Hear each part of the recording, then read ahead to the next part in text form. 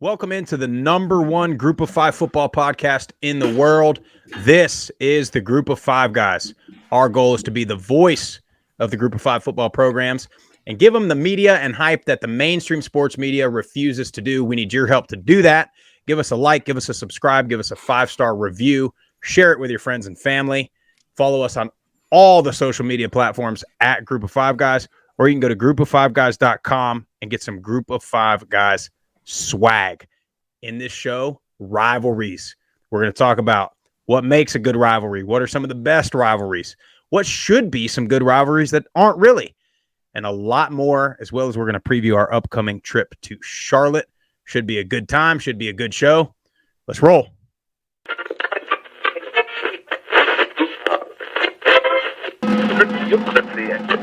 Have you had it from somebody born and raised in Lafayette, Louisiana, at a tailgate? Doubt it. Lee Corso is a guy who had a retirement party 10 years ago, and yet he still won't leave the office. Projected getting drafted between the first and third round. That's incredible. The wide receivers are absolutely stacked for the Group of Five. I said Michael Pratt has got to show up and play, and boy did he. 394 yards, 4 touchdowns, 48 rushing yards on the ground, and another touchdown. I really appreciate you do for the Group of Five programs, and I think it's great. I think we should get more of this. But you guys are on the forefront of this, and so I'm thankful for this. I'm glad that you're talking about the Group of Five because I think they get overlooked. But it's a ton of fun to watch a guy go to the NFL from a Nevada or a Colorado State or a Middle Tennessee or an App State, and fans follow that kid. I appreciate what you guys do, truthfully, covering the Group of Five. Y'all said it earlier, but the Sun Belt to me is college football. Guys, I got a problem. Swag Bear called me this morning and let me know about a gentleman named William Compton. Former Nebraska Cornhusker, played in the NFL for I don't know if he played for the Vegas Raiders or just the Oakland Raiders. Oakland Raiders at the time. Washington Redskins, too. Commanders. Tennessee Titans as well. Yeah, so anyway, this guy got on their podcast, Bussin' with the Boys, and essentially he claimed that he does not like March Madness because it gives too many teams a chance, and he equated Florida Atlantic's Final Four run. This is what he said. His words, not mine. He said that's like a kid getting C's and D's all year long, but then he aces the final exam, so they give him the valedictorian over somebody that's been getting A's all year long. Did I surmise that correct, Grish? Yeah, I thought it was hilarious, and when he said it, I was like, okay, not a bad point. So I knew I had to call Daddy Sprouse right away to. I had to talk him off the ledge. Well, what Will did here that was the biggest mistake is he used FAU, the team that won the most games in the entire country out of anybody. So people like Will Compton, this is what they do. This is what these idiots on mainstream sports media do. FAU was acing every damn test. But idiots like Will Compton thought he was in the easier class. He was in the next door class. He thought the class was easier. Then they all got to the final exam that was the same test, and FAU kicked their ass. That's what happened here. FAU wasn't getting C's and D's. FAU was acing a different class, and then when they got to the court, FAU smacked everybody. And here's the thing, too. You can call it a fluke. It would have been a fluke if they won one game. But they ran through the whole tournament. And again, they won 35-something games this year, more than anybody else in the country. It's just they thought, because it was little old Conference USA, FAU, but the problem is they seeded them as a 9. So that's why it looked like they were an underdog, because these people seed them incorrectly. You win the most games in the country, you need to be in at least the top half of the bracket. But then they kick everybody's ass, and then it's, what did he say? He said, this is not the best. We didn't get close to the best 4 teams. I just don't get it, man. You saw it on the court. It wasn't like they just selected FAU and put them in the Final Four. They beat everybody to get there. Yeah, I agree.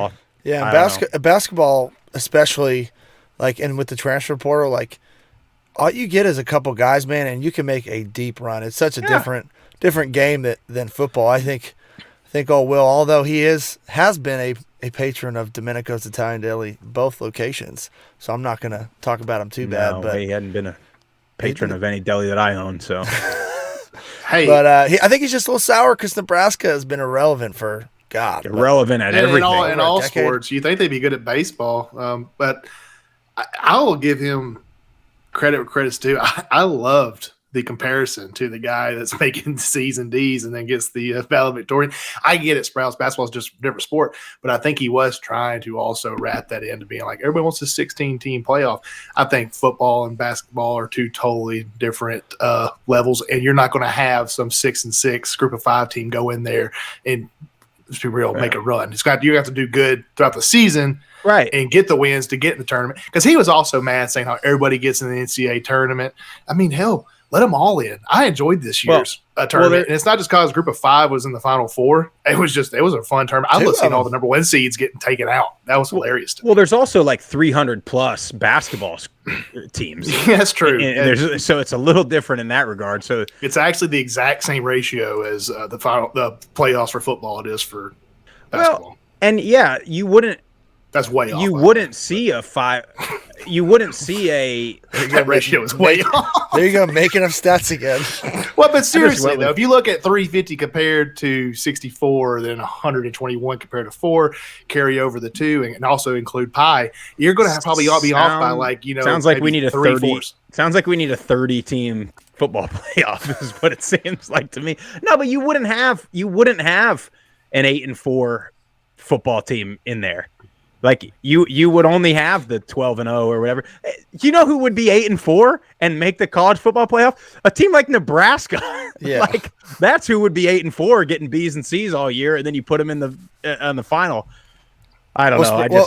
Well, one last thing, Sprouse. Clearly, he doesn't know how the valedictorians work in school because you pretty much, and not that I was one, but my intelligent wife was. And she was basically a 4.0 student her whole entire career. There's no kids that are making C's and D's and then ace a test, and then all of a sudden they're valedictorian at the end. So not the greatest analogy there. I was more of like the SMU, Alabama, Tennessee, Ole Miss of high school. I'm so confused on what you just compared all of that. SMU, Alabama, Ole Miss. What they do? And who else? Tennessee. Cheater. Whoever gets called cheated. Nice. Yeah, me too. I was a big test cheater. I had that skill in high school. I lost it now, but I could make my left eye stay straight, but my right eye would go over here, and I was able to look at those somebody else's scam. No, you still do that. That's what you do to us every time we make a point. You know, 100%. What do they do now? And now they got this Chat GPT business. These kids are writing like 20-page papers with. They're not writing it.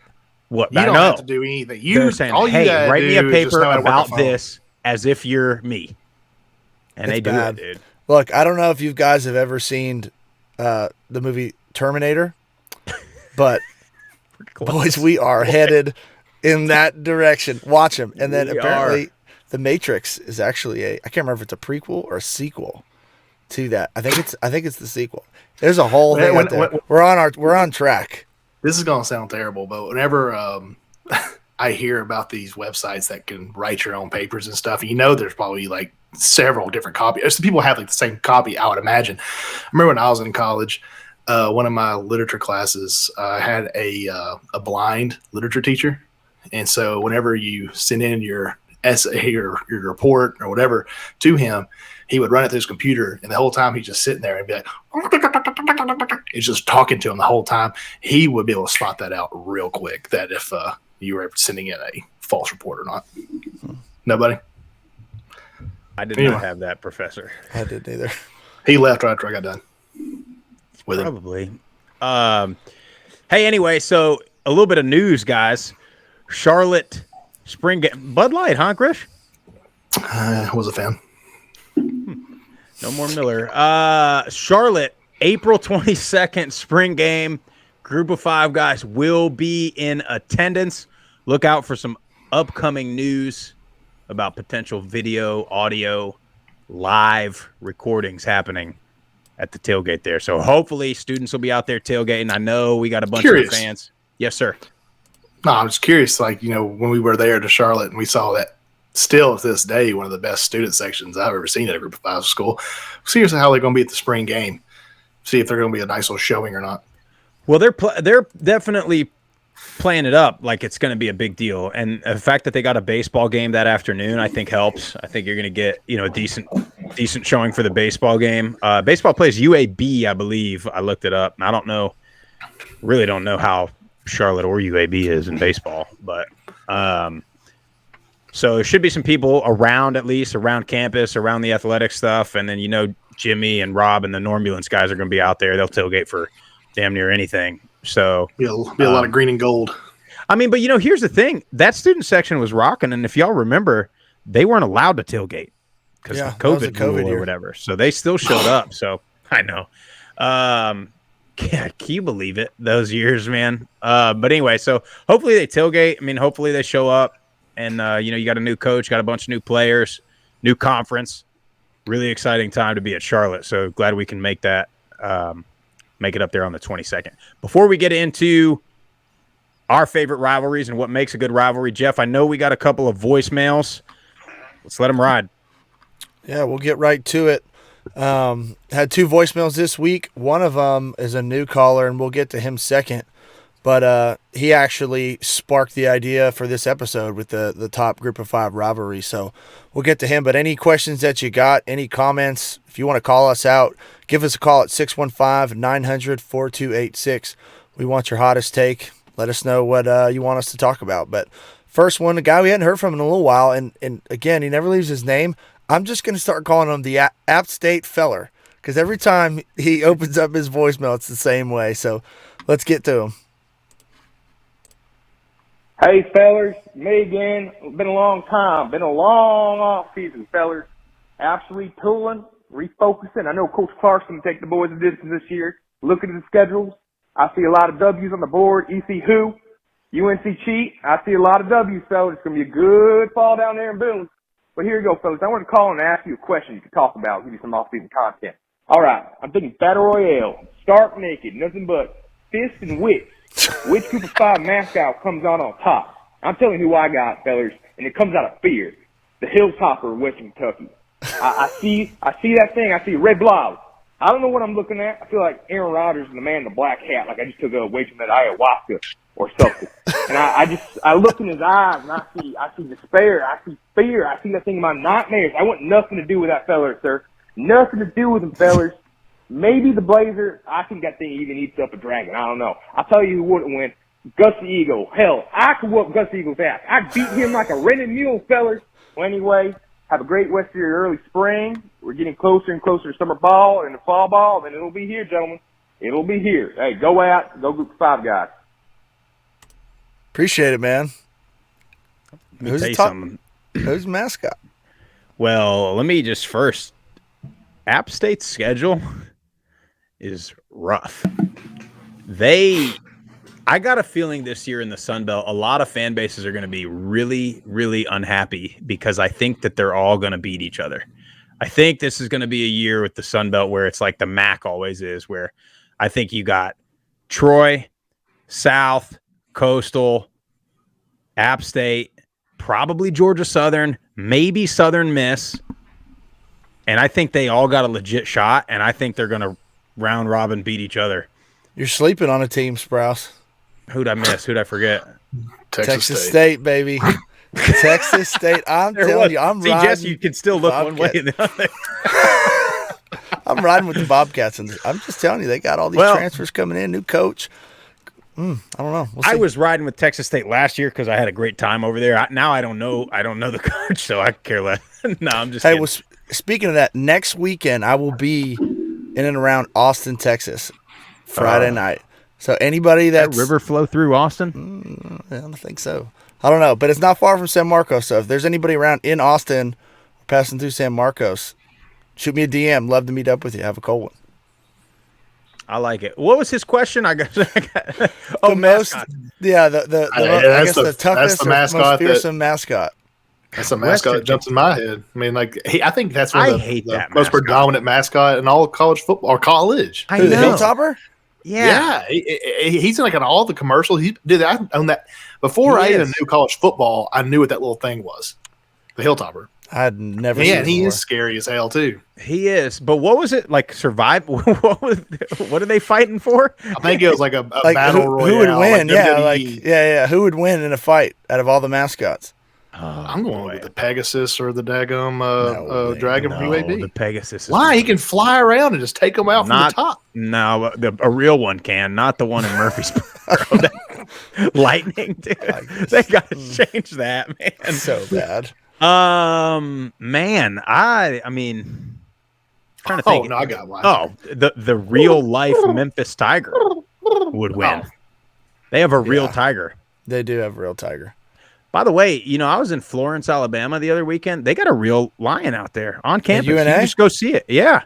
They're down to one. They used to have two. That thing's old, though. I mean, I don't know what an old lion is, but he was there when I took it. Don't sleep on the old lion now, Sprouse. No, I wouldn't.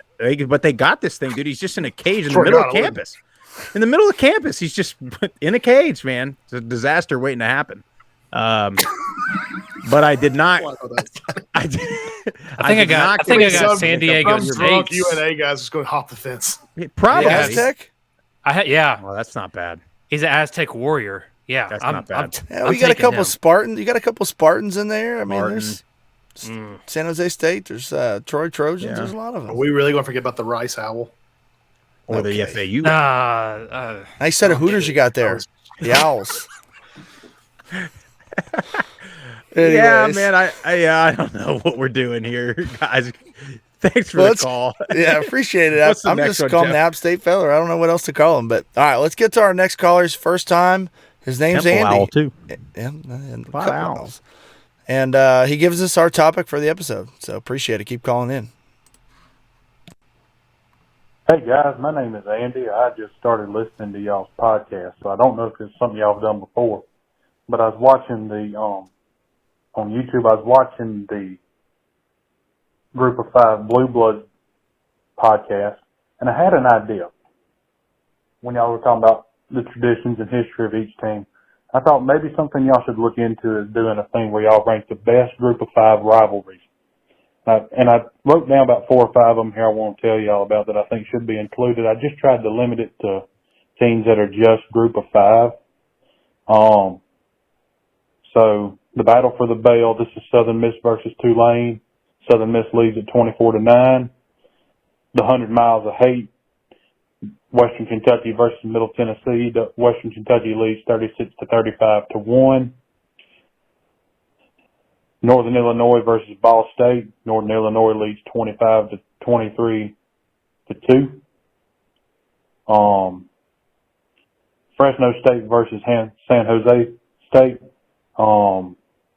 Fresno State leads that one 44-38-3. And Houston versus Rice, or the Bayou Bucket Classic. Houston leads that 33-11. I know that's a big one, but that's one of the few FBS crosstown rivalries, since Houston and Rice are, of course, both in Houston, Texas. And another one, I couldn't remember if Colorado State was G5 or not, but the border war, Colorado State versus Wyoming. Wyoming leads that 59-50-5. So yeah, I thought that would be a pretty good idea for y'all to cover. There are a lot of good rivalries in Group of Five besides these. Some others: Southern Miss versus Memphis, Central Michigan versus Western Michigan, Miami, Ohio versus Ohio. So yeah, I just thought that'd be a cool thing to look into if y'all wanted to. I figure that's something people may be interested in. There are a lot of good rivalries in G5, and there are also a lot of lopsided rivalries too. So, yeah, looking forward to the next episode. Just got done watching the new head coaches in the Group of Five podcast. So, yeah, I'm looking forward to the next one. Y'all guys stay safe, stay blessed. See you in the next episode. Appreciate it, Andy. Well, here you go. Yeah. I'm just going to say, too, I feel like the episode was better with me not even being on it, because I got a lot of those really comments, well. Honestly. It flowed well. I was like, God bless. Well, you notice there was no one interrupted. Interruptions. There you was. No one interrupted. No one was burping. No one was knocking over the microphone.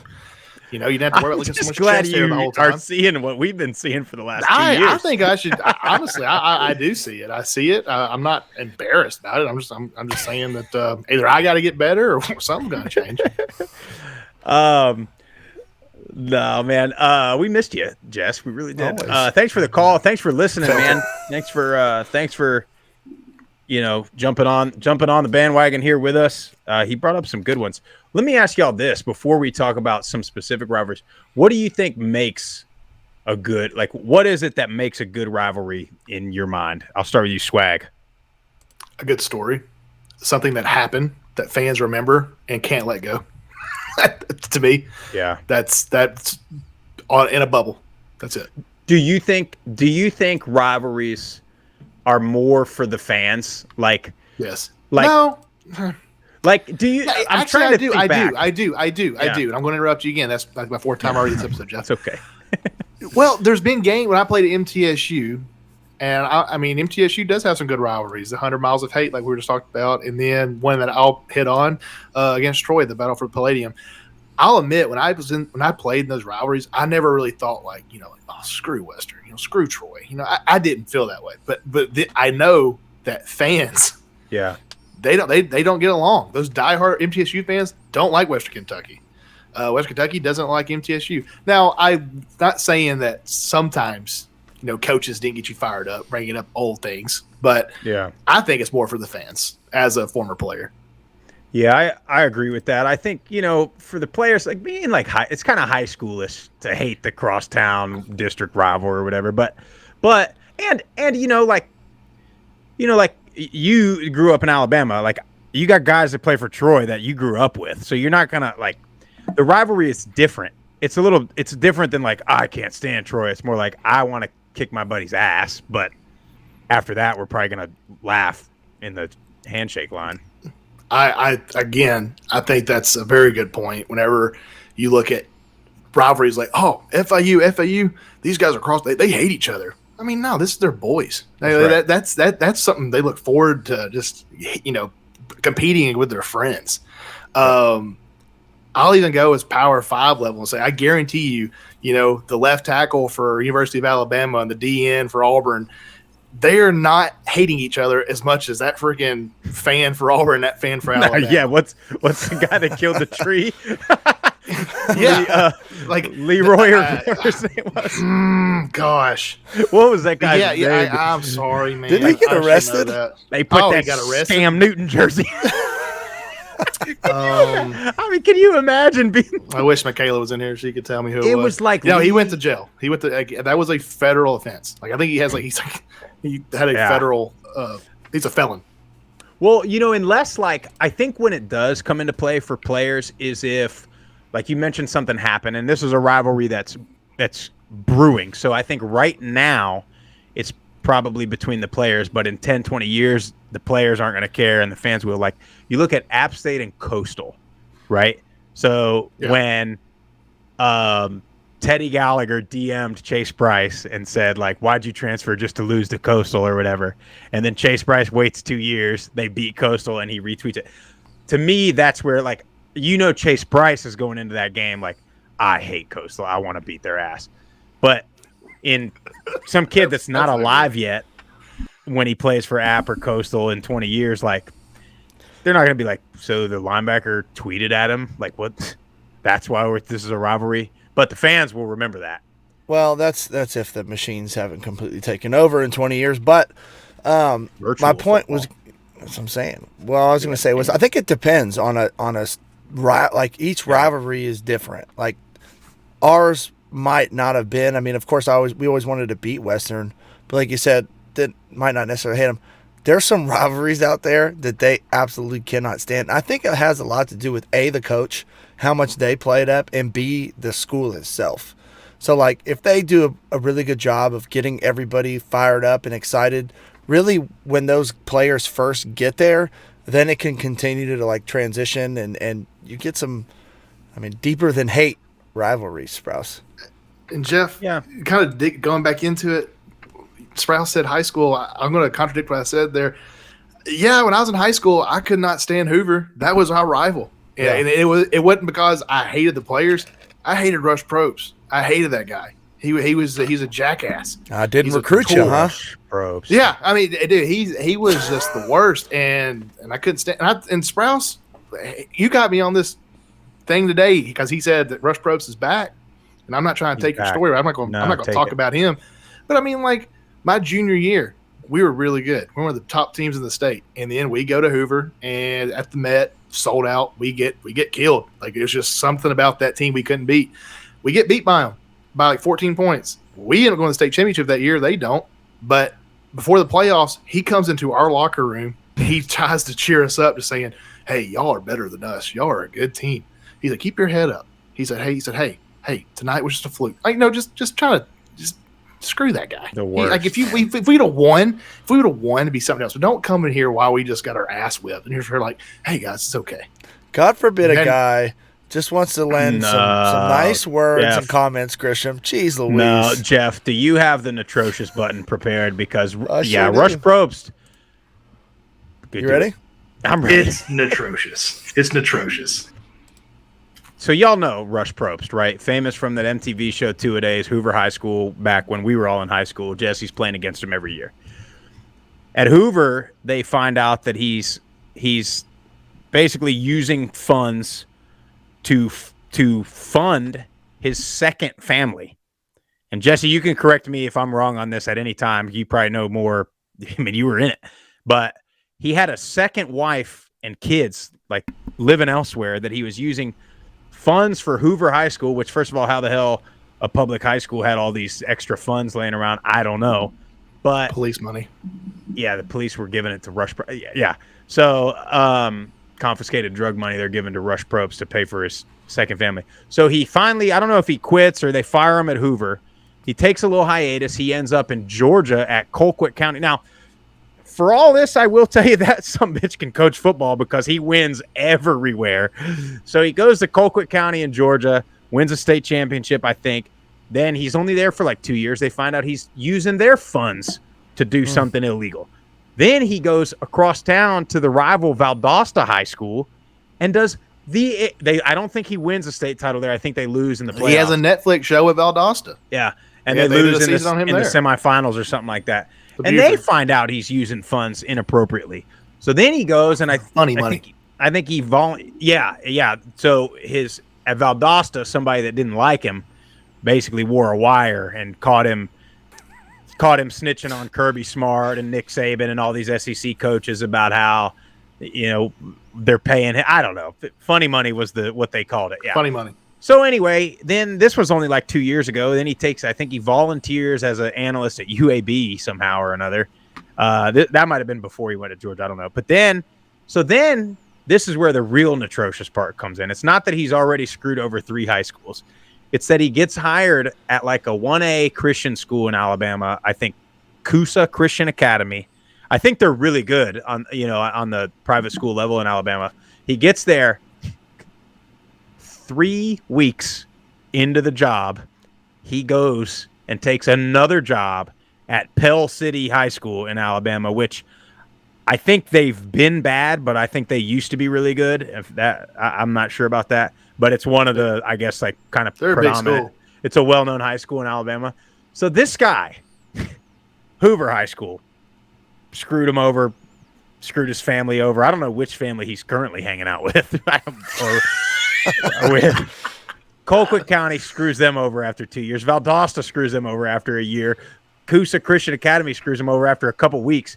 Somehow or another, people are still hiring this guy. I mean, kudos to him. Yeah, guy must be a hell of a salesman. He's got one hell of a resume. Yeah, he does. But I'm not entirely sure how we got on that subject, but that's the atrocious award. So it's atrocious. It's going back to rivalries. Yeah, that was just a I sidebar, felt hate sidebar rant to them. So yes, that is my opinion on rivalries. I do think it's more for the fans, but there can be some emotions there for the players, like Jeff said. Yeah, I think too, like part of if the rivalry has a cool trophy or something like legit that they get, like a lot of the newer ones are getting like a belt, like a heavyweight belt, but the trophies are cool and something that you're going to have, for the next at least year is something that makes it worth a little bit more. That's what I was going to mention. You can see when there's like some kind of trophy or something involved, and the winner gets the trophy and gets to take it back to their university with them. You see that elevated competition between the two teams because they want to bring that back with them and they want to keep it. And so you can see that the excitement at the end of the game when the winning team is carrying the trophy or the belt or whatever it is. You see that elevated competition between the two teams. That's what I like seeing about these rivalries. I also think proximity plays a huge role when you got teams that are either, fairly close to each other, in the same state. Definitely helps. And then when the teams are good, when you have both teams that are good, year in and year out for the most part, I mean, you just get some really good football games and it gets really competitive. So I think it's a lot of different factors. I mean, there are some cool rivalries where the teams, and I have one of them on my list, the teams overall really haven't been great in the last 15, 20 years, but still, still got that in-state rivalry. So, yeah, I agree. When the teams are good, when the game is meaningful, aside from just being a rivalry, when it's for, a conference championship or something else. And also, I'll say this, I think a lot of the rivalries, the traditional ones, some of the older ones that have been around a long time, it's a little bit different today where, kids are going all over the country out of high school. So I think that was part of it too. A kid's local, he stays local relatively, stays in high school, and then it's like, or stays, close to where he played high school ball. And then they're playing it's almost like playing across state, like you were talking about with proximity. But now kids go from, Birmingham out west to play, or from South Florida, they go up north to the MAC and play. So it's a little bit different today. And I think some rivalries have lost a little bit of their luster because of that. Well, I also think, and it just popped in my head with the transfer portal you've seen in the last couple of years, right. like kids were staying somewhere for 4 or 5 years, where that can build up by kids' junior or senior year because stuff has happened their freshman or sophomore year, where now kids are bouncing all over the place. They probably aren't as invested in those rivalries as they once were when they used to be at a school for a lot longer. Yeah. Well, let's get into it. Everybody's got a couple that they want to talk about. Start with Swag Bear. Back to Swag Bear. Sorry. Give me a rivalry or two that you think is, one of your favorites. Let's lead off, and let's hope that I just don't butcher this and get made fun of by East Carolina. But from the voicemail we just heard, I'm going to admit that the rivalry I dug into the most, it's not a group of 5 on group of 5 rivalry. I was fascinated reading the story about NC State and East Carolina. The Victory Barrel is what it's called, and it started like in 1970. And they played every year for 17 years, where NC State was kind of predominantly winning most of the games. But in 1987, the very last game, East Carolina won, and they stormed the field. They tear down the goalpost. And wouldn't you know it, Sprouse, that the NC State athletic director, he just didn't really like that. So he suspended the rivalry. He suspends it. He says, hey, we're done playing y'all. Basically, y'all aren't classy enough to play us. Well, wouldn't you know, 5 years later, 1992, old Peach Bowl comes in town, and both teams are ranked top 25, and they're playing each other. And East Carolina comes out there, and they win 37-34. After that game, the Senators in the eastern part of the state, they were wanting that rivalry back. So it got on the schedule again. And then they won, and they stormed the field again. What do you have it? But this is the best part. I thought this was pretty funny. This is kind of like, what I said, things happen, and then you see that, okay, here comes the rivalry.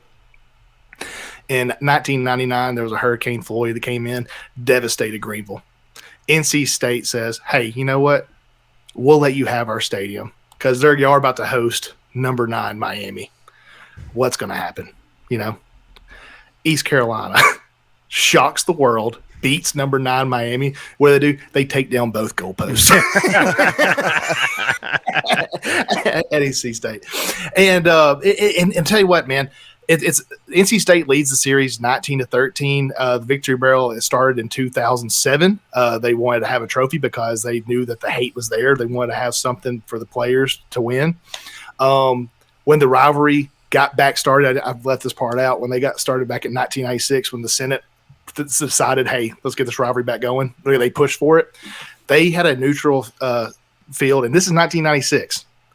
They played at the Charlotte Panthers, had over 66,000 people for that game. Wow.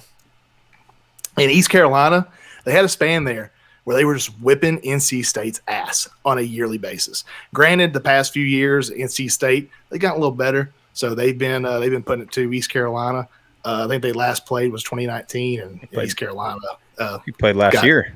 Yeah, they played last year. ECU missed the field goal. ECU lost because of the PAT, yes. But before that, they had to play till about 2019.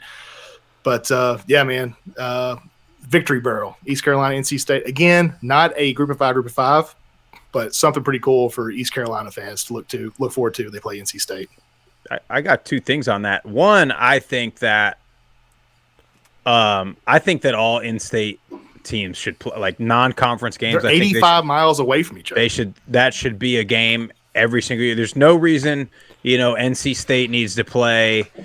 They don't need to play anybody else. I mean, NC State should play, if they're going to play non-conference, they should play Charlotte. They should play ECU. They should play App. And I mean, I don't see why, or at least somebody within bordering state they should play. And I think every team should do that. Number two, I was watching ECU baseball the other night. Let me tell you something. Their fans were about it during a baseball game. Their baseball team's really good. Their baseball team's really a powerhouse. Yeah, really good. I mean, they scored 5 or 6 runs in the 7th inning. Is when I turned it on, and I mean that place was rocking, dude. Everybody's standing on somebody cranked the homer, and everybody was going nuts. I was like, man, dude, if they can get up for a baseball, yeah. So it's a place we got to get to. Yeah, 100%. What about you, Jeff? Give me one. So this is actually a fairly newer rivalry, but in the past, especially decade or so, it has been a really good one. The Milk Can, Fresno State versus Boise State, and interesting enough, I was reading about this, and I always knew, it's always a good game, at least like I said in the past 10, 15 years, but they don't play every year. Since they got into the Mountain West, they're on opposite sides. So not every single year they play each other. If they make it to the championship game, they will, obviously. But only 25 total meetings. And I was like, why is this called the Milk Can? So apparently there's these dairy coalitions, California being the number 1 dairy producer in the country. Idaho's number 4. So apparently these guys were going back and forth, and we're like, you know what? Idaho's going to hitch their wagon to Boise State, and California's going to hit their Fresno. So that's where they came up with the Milk Can idea. And it debuted in 2006. And it's been some of the best games in the Mountain West when these two teams have played. They met in the championship game last year. It was a great game. Jay Kaner took it down. They won 28-16. But Boise leads the series, 17 wins over Fresno State's 8. But like I said, in the last 10 years or so, Fresno has won quite a few of those 8. So pretty darn good rivalry out of those two teams. And that's one, like we talked about, that both teams are always competitive. So that game is so meaningful for the Mountain West right now, Especially when they get most of the time, if they don't play, how they kind of rotate the other side schedules. A couple meetings have been in the championship game, so it means even more. Yeah. Do you guys think, before I go to you, Tip, I'll propose a question. Do you guys like or dislike neutral site rivalry games? And I don't think we've got a ton of them in the group of 5. I know Cincinnati and Miami of Ohio played at a neutral site at in Cincinnati at the Bengals Stadium. But, I like them on campus. I think I think college football, even if you told me the best rivalry, if you tried to tell me the Red River Shootout or Florida Georgia, I think those games would be even better if they were on campus. But I'll propose that question. Jess, you look like you disagree. I do. But I do in the sense of, honestly, just because I don't think it's a Power 5 show. There's no group of 5 that I would want to have a neutral site. I just think of like Florida, Georgia. I think that's been going on for so long in a neutral site. I say keep it where it is. Same thing for Oklahoma, Texas. It's been going on for I don't have the numbers in front of me, but that I feel like that state fair relies on that game that neutral site. But if it was a new rivalry, like if you were trying to say if App State and Georgia Southern said next year we're going to meet in what's halfway, Atlanta, I don't know. That's not halfway at all. I don't know if they were going to meet somewhere, if they were going to meet in like South Carolina or something, I think that would just be terrible idea. Well, because what makes a good rivalry is the fans. I want, I as a player, I love going in hostile environments. And if you look at, more than hate, then it's going to be a hostile environment for the other school. Yeah. I think they one of the Carolina schools played in Charlotte at the Panthers Stadium. It might have been, I can't remember who, but I think about God, deeper than hate. Jesus, sorry. More than hate. I wasn't real sure what game you were talking about. Yeah. Go ahead, bring it on, App State. Give it to me. Damn, when I said that, when it left my lips, I was like, that ain't right. I mean, I just think those that Bud Lights over there.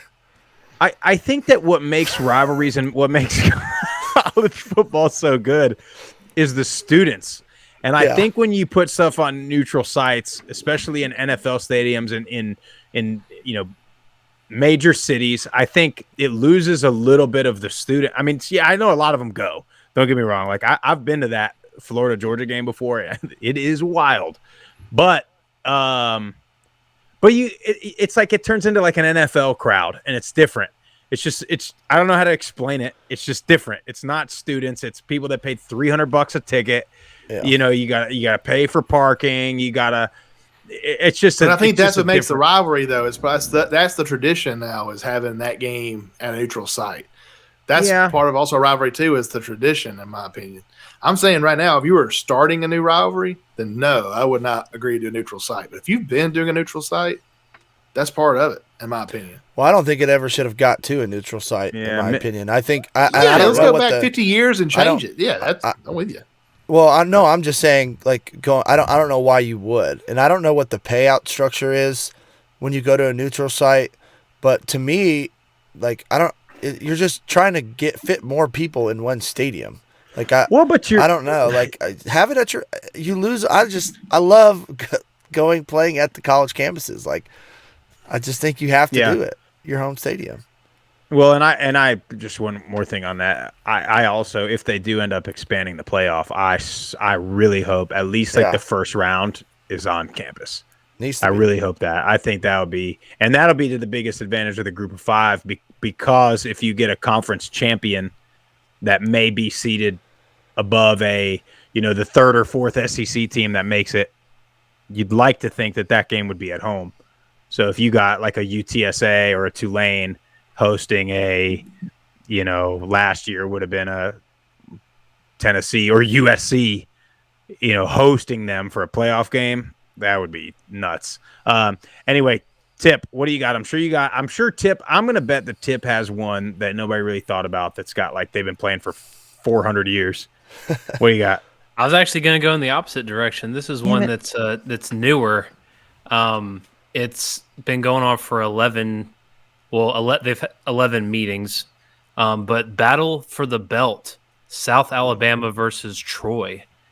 Troy's currently leading that one 8-3, but you have both of these teams that are now playing really good football. They're close to each other in the same state.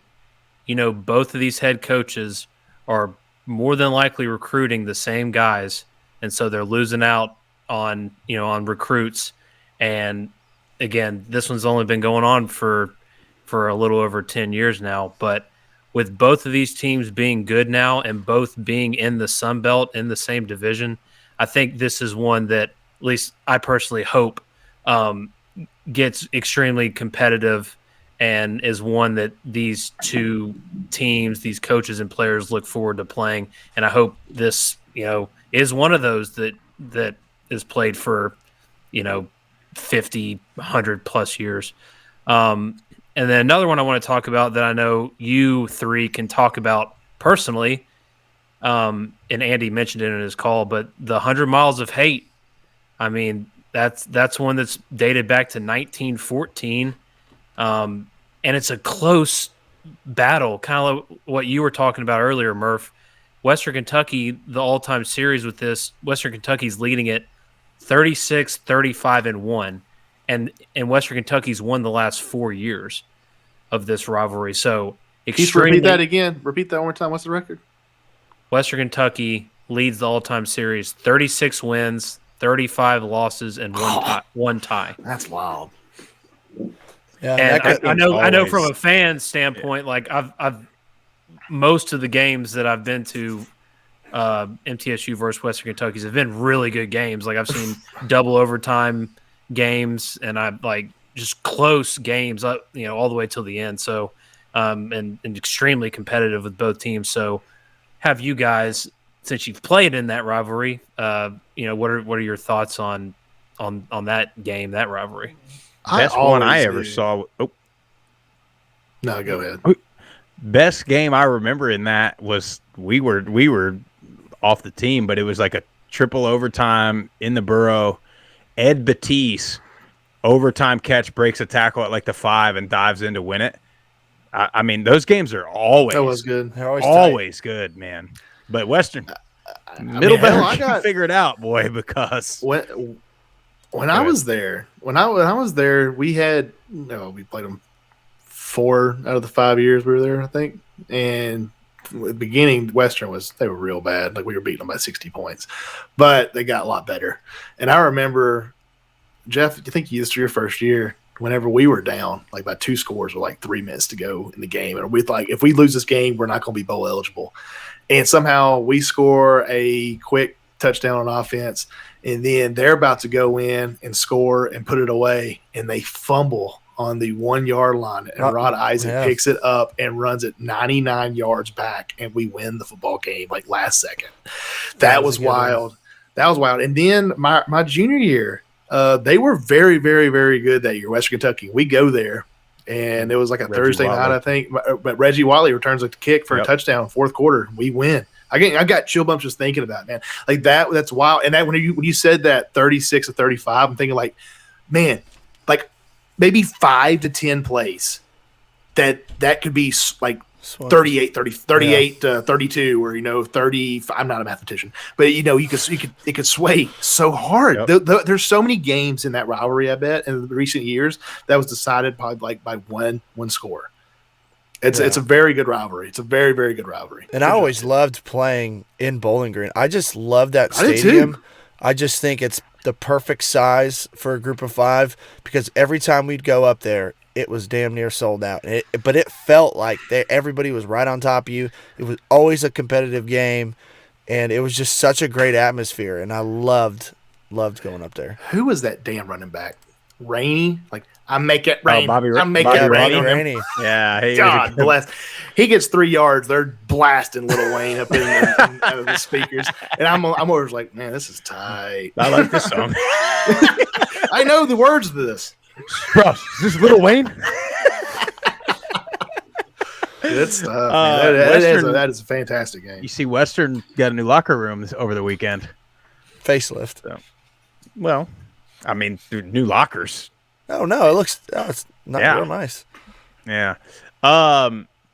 Yeah, man, that's when it's a good rivalry too, when you can pretty much disregard how either team is that year. Yeah. It's just for whatever reason, it's just a good game. And that may be, emotions that players have or coaches have, or just like we always say, I think a lot of it has to do with, you're getting schools that don't always have good crowds, and normally those rivalry games you do get a pretty decent showing. So I think that is what gets the emotions of the players going. It's like, how about this? We got a crowd Thursday night, blackout or whatever. You know, that's normally a middle. It was a blackout or some type of specialty game. I just figured I would talk about it because y'all probably assumed I would talk about it. Commander-in-Chief Trophy, Army, Navy, Air Force. So Army and Navy first played in 1890. I didn't even know they had freaking football at that point. But funny enough, actual pigs instead of pigskins. Probably, dude. It was probably just guys like coming right off the battlefield, like, "Hey, Jeff, come play quarterback." But funny enough, Air Force leads the Commander-in-Chief's record 21. So you got to beat them both to get the Commander-in-Chief's trophy, and then if they beat each other, whoever had it the previous year keeps it. But this is something like when we had Cons and DeJulio on last year, they talked about that. The talk is always Army-Navy. Yeah, they've been playing the longest. They got their own week, last week of the season, but Air Force has 21 of them. Navy has 16. Army's only won it 9 times.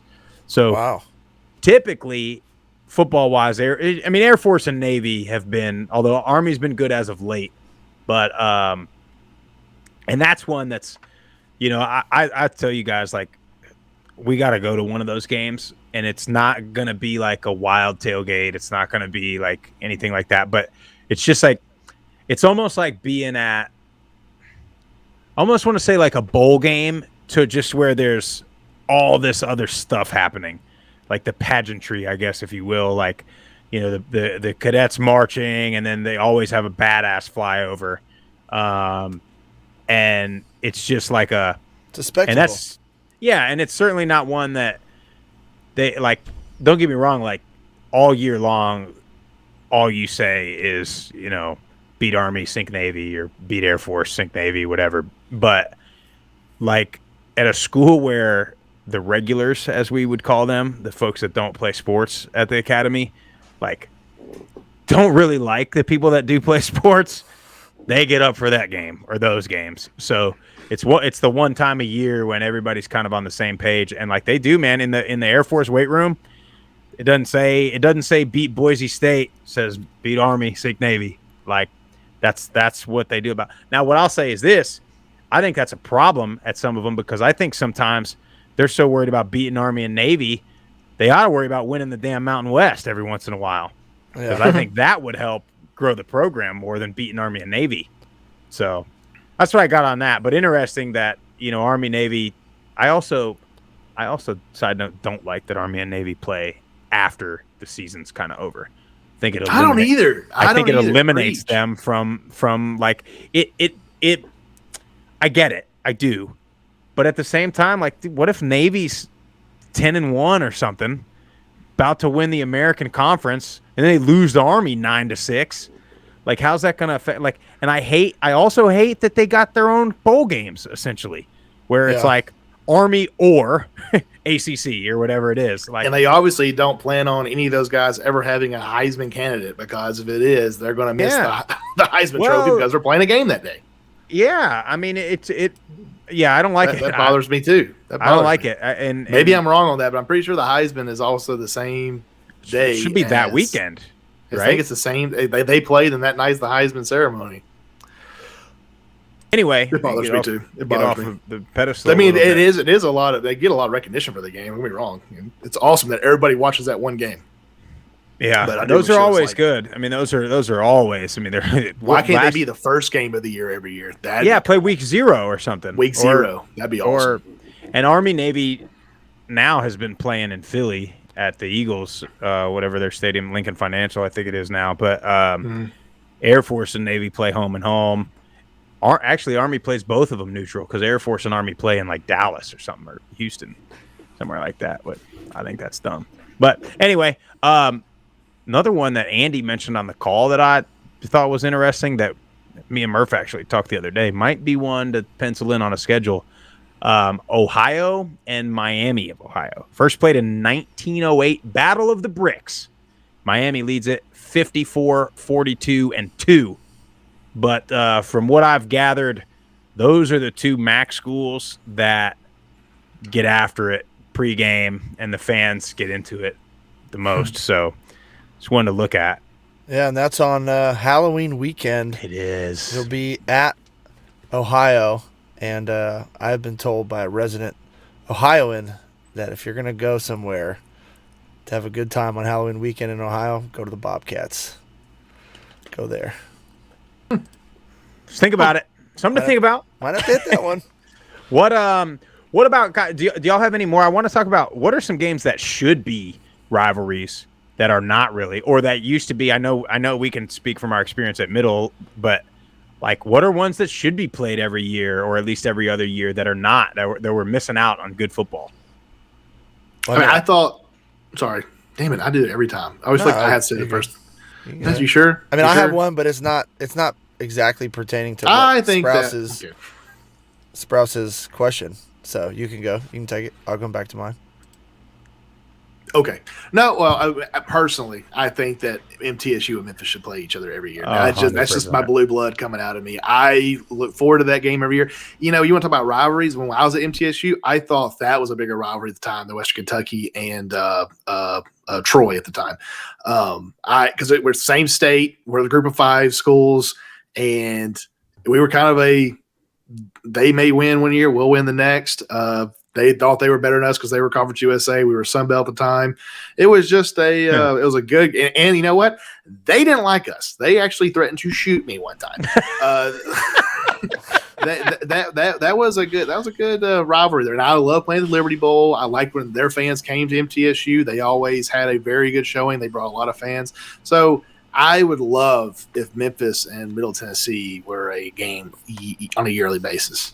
That's a good one for sure. That's another thing that we talked about, it being at neutral sites or whatever. I think when they're close and the away team travels to the other team's campus, I think that's got a little something to it also with the fans. It's like, I'm not saying that, sometimes they vandalize something on campus or whatever. The Greeks will paint they painted the horseshoe or something one year. I think Western maybe did that, but stuff like that.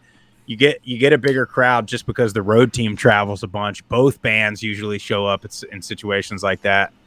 Those are some good ones. That's a good one. What were you going to say, Murph? No, I was going to go. I mean, this is a rivalry that's been around for a really long time, but the teams haven't necessarily been great over the large history. But Battle of Nevada versus UNLV, believe it or not, is a huge rivalry, and they actually have the largest trophy in all of college football, and it's a replica howitzer cannon. This thing weighs 545 pounds. It cost $10,000 to make 52 years ago. So do you know how much money that is in today? $500,000 probably. No, not quite that much. Almost $80,000. So this trophy is worth about $80,000, and it's massive, and whoever wins it has to be shipped to the other school. And I just thought I thought that was pretty cool. UNLV wins they hold the record. They've 27 wins over Nevada's 22. But start playing first in 1969. I just thought that was cool history. I was going to say, if inflation was like it is today, you're on a year-end basis, then yes, it's probably worth about $500,000. I know. That was really funny. We were right on mute, just cracking up. He said, "I'm like $500,000." I'm done. Anytime somebody makes a mathematical error other than Grisham, he's got to call it out. He's got to call it out. Yeah. Just me. Yeah. I know FAU and FIU have the Shula Bowl, but why not throw South Florida there in the mix and get a little 3-way team rivalry going? I don't know, just kind of UCF's not Group of 5 anymore. That's another thing I wanted to bring up. The conference realignment has ruined some of these too. Yeah, I mean, UCF and South Florida war on I-4 it's a great one, but I don't know if they're going to keep playing that game. I haven't looked at either of their schedule. But that's a shame too, because South Florida, they're peaking, Sprouse. peaking this year. They're on the rise. Jeff, they're back. They are back. I've been watching practice clips. They're back this year. A game that I would love to see, because just from our experience on social media and just seeing these two fan bases just jar at each other, I would love to see App State and Charlotte. I want to see App State go to Charlotte because I want to see what just the fan interaction would be. I'm not talking about Charlotte at Boone. I know what to expect from Boone, but I want to see Charlotte step up and just have a packed stadium with App State coming into town and making that a rivalry. I'd love to see it. Didn't they do it a few years ago, right? And they had to bring in extra bleachers because App traveled. Didn't App State steal the they stole the probably lit sign or something? Yeah, something like that. Yeah. No, yeah, I agree though. Like that should be it. Like, why not? Like, why? Let me look at that. Let me pull something up here. Let me look at Charlotte's schedule. Well, I feel like, too, to add on to this, Sprouse, I feel like Marshall has rivalries with like everybody in that like the Carolinas, pretty much. Because when we went to that App State Marshall game on Thursday night a couple years back, Marshall travels well. It was a hell of a game. I mean, the fans were going back and forth, yelling at each other. So I mean, there's a lot of good rivalries in this. Marshall has a lot. Well, Marshall's. I'm gonna go on a limb. I think Marshall has East Carolina. They have East Carolina. They have West Virginia. And this is all coming out of Swag Bear's brains. If I'm wrong on anything, don't want to hear it. I want to say Southern Miss also is a rivalry for them. App State's a rivalry for them, and I think the USC Trojans is a rivalry for them. I don't know about that. I made the last one. I was going to say I don't know about that. God, I don't know about that. Y'all aren't feeding what I'm putting down. Western Kentucky and Marshall is a big one too. Oh, Western Kentucky. Yeah. That's like the number one. Marshall's been in so many conferences. I feel like that's plays a part of it, and they've been so. I don't want to say up and down, but at one point they're a national. They're a powerhouse, and then they kind of fall off a little bit. But look at the Charlotte schedule. They're playing South Carolina State. They're playing Maryland out of conference. They're playing Georgia State out of conference, and they're playing Florida out of conference. You can't tell me they can't get rid of one of those. Play App State. Get rid of two of them. Play App State and North Carolina. But. Hey, I'm sure North Carolina and them don't want to play. They don't really want to play those games. But I don't know. I got a rivalry that what you got? I think it's one team versus a damn near whole conference. I think Coastal versus all the Sun Belt. Every team gets up for Coastal. They just hate Coastal so much. Coastal's the villain, man. I love it. And I like it too. I think that makes them good too. When you have as a neutral fan, you have one team that's like the bad. It's like a good versus bad kind of thing almost. And or if you have, sometimes rivalries you'll have like where the two schools are just very very similar in everything, but then other times you have rivalries where they're opposite. Like you have like the rich private school versus the poor whatever school down the road or whatever. So, but Coastal, they had a roster that talked a lot of trash for a couple of years is how that started. But man, look in Georgia right now. You have Georgia State and Georgia Tech that are like 5 miles from each other. I mean, why are they not playing every year? I know. It should be week 1 every year. I know, and now you're going to get Kennesaw State coming over, which that's going to be 5 minutes the other way. Yeah, or not 5 minutes, 5 miles, probably hour and a half. But so speaking of that, do you guys think any of these newer teams coming over to D1, or a lot of them, coming to Conference USA or Sun Belt? Do you think we are going to see? I think the Sun Belt. I mean, we've already seen it. There's going to be rivalries all across the board in the Sun Belt. But what about some of the new ones like the Kennesaw State coming into? They're not yet, but I think next year. Liberty, they've got the Coastal rivalry already. That rivalry is about to be the real deal now with Chadwell. What else? Jacksonville State and Troy will probably be in the near future will be a big one. I mean, they're not too. I mean, they're 2 hours away from each other, 2 or 3 hours away from each other, but it's going to be. Jacksonville State's a good program. Well, Yeah, James they're Madison real and close App to- is going to be one. James Yeah, I mean, it Madison, was for one, sure. and they're kind of rekindling Yeah. it, right? Well, that's the good thing about the Sun Belt is a lot of the older ones are rekindling as conference games in the Sun Belt now. So I'm telling you, boy, I mean, nobody in the Sun Belt's going 12-0 this year. Book it right now. You're gonna see an 8 or 9 win conference champion this year in the Sun Belt. Just I calling think it. there's one team that might run the tables. Sprouse. God bless the Bobcats, Texas State. No, it's not Texas Oh. State. Well, who you Grayson got? McCall, Samuel Pickney Jr. I think they're going to run it. I think everybody's counting this team out already because Chadwell left. Their offensive coordinator's wearing our hoodie. I think that they have the recipe That's true. to make a run. Yeah, I really true. do. And they're Trickett, the offensive coordinator, non-conferences. he's the same guy that had South Florida peaking last year right at the final. Very true. I mean, just continue that progress at Coastal. You got a better roster. That'll be about it. Before we get rolling here, we do got to talk about Prize Picks. I almost forgot. I told you guys before the show. That's a rivalry. I've got a rivalry with PJ Tucker. 25 games.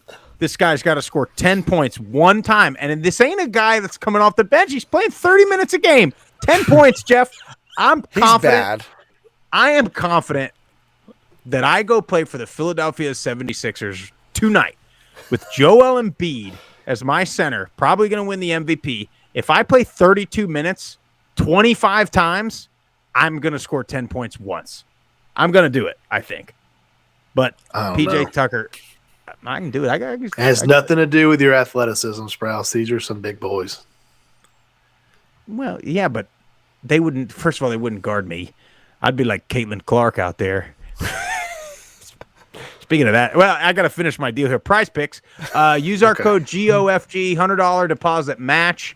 Use our code GOFG, download Prize Picks. Did y'all watch I found myself watching women's basketball this weekend, guys, for the first time. I thought it was great. Time. It was good basketball. It was. I was drinking Bud Lights, watching the women's college basketball. It was nice. But you were. I like both of them. That's going to be a rivalry now. Watch Iowa LSU now is going to be a rivalry. You got the for whatever our people are so stupid in this country. They see a white girl and a black girl and they think that they're so different, but they both are so similar in the way they talk shit. But so that was good for the sport for them. Yeah, 100%. Those two really helped that sport out 100% tremendously. It's better than having the undefeated South Carolina women's team or UConn. That right there was fun to watch. Those two girls. 100%. Sorry, that's my last 2 cents. Bye. No, yeah, 100%. You're right, but they made it look like that was freaking, Muhammad Ali and Well, it sucks because it took away from the really good game. That's right. And you want another atrocious award. How bad were the referees once again? I thought you were going to go with Kim Mulkey's outfits. Well, she's like a peacock. Yeah, but dude, she's like she about smacked the one ref. I know, and they just completely ignored it. And Clark just throws the ball behind her. I mean, I get it. Like she didn't say nothing. I don't know. It was bad refereeing. Yeah, once again. I mean, I guess good. I guess like on those two instances, good on him not calling a tech. Like you call a tech in a game like that, although that game got out of hand. On Clark. Yeah. And that was a crucial point in the game. That's true. That's true. She's a baller though. She's coming back next year. They both are. Angel Reese is coming back too. I'm pretty sure. And the girl from UConn's coming back too. She's really good. Paige Beckers, I think. I'm not gonna lie. They had me in watching it. Sunday afternoon, I'm watching women's basketball championship game. I did not watch the men's championship game. It didn't start till 9:45 on a Monday. So, that's what they get. I hate the Monday when FAU got knocked out. I honestly wanted FAU and Miami to be in it. I wanted to watch it. They were fun to watch. FAU was, they were fun, real good. Like I mean, me personally, I didn't watch a lot of them in the regular season, but I watched a little bit of their conference play, and man, I mean, that was they were a good team all season going into the tournament. They were fun to watch. I think they got a lot coming back too. Yeah. It's like, of course, UConn is the basketball school and ended up winning it. But yeah, I was kind of, oh well. I mean, I know we're about to get off here, but I'm just laughing, thinking like all of the diehard App State Georgia Southern fans that are tuning into this episode, and I can just see Stu just being just like, "What the?" We didn't say more than hate, deeper than hate. All right, well, that's a good show. That's all we got for you. We got a lineup of big time coaches coming on the pod in the next couple of weeks. We're gonna have Coach Mack from FIU coming on. Should have Coach Trickett with Coastal coming on in the next couple of weeks. Then we'll be at Charlotte, hoping we can get Coach Poggi either on while we're there or before or after then coming on the pod. So really good stuff coming your way here in the next few weeks as spring ball winds down. NFL draft coming up. Then you got summer workouts. Then you got fall camp. And we're back. You see the mock draft, Jeff? See where the Raiders looking to pick up?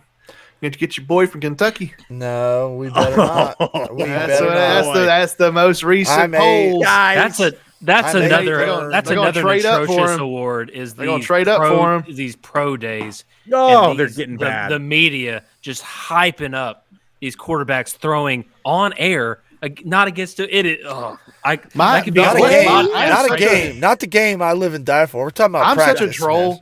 I don't even. The only reason I look at the NFL drafts, I want to see what the Dolphins are doing. I want to see what the Titans are doing. I want to see what the Raiders are doing. The Dolphins don't have a draft pick for like 5 years. And Jalen Ramsey though, Anthony Richardson again. You see, threw the ball and it hit the ceiling, and they made it look like that was a good thing. Like, bro, you cannot put that much air under a ball. He in hit the NFL. The football hits the ceiling, and he's projected like third pick. No, he gets a duck. Kuiper's saying he's going number one. Yeah. He's going to hit a duck flying in a V when he's playing against the 49ers, or he's going to be on not top 10. I'm going to say, what is this? Oh, man. Hey, that's all we got for you. What you got, Jeff? That's not all we got. Let's go. All I was going to say is I did see my Raiders, if they don't take a quarterback in the first 2 or 3 rounds, Clayton Tune's popping up on some boards. I love me some Clayton Tune. Do you like Clayton Tune or Jake Haener better? I'm gonna be careful. I love. I'm gonna go. Okay, if you I'm gonna go Haener 1A, Tune 1B. Okay. And mainly because Haener's just. I feel like he's played for like 7 years, experience wise. Yeah, I like it, but. All right, that's all we got for you guys. Thank you for watching. If you do like the show, make sure you hit like and subscribe wherever you get your podcasts. Tell your family and friends about us. Follow us on all the social media platforms at Group of Five Guys. We'll see you in a couple weeks. And then, Charlotte, get your seatbelts on. We're out of here.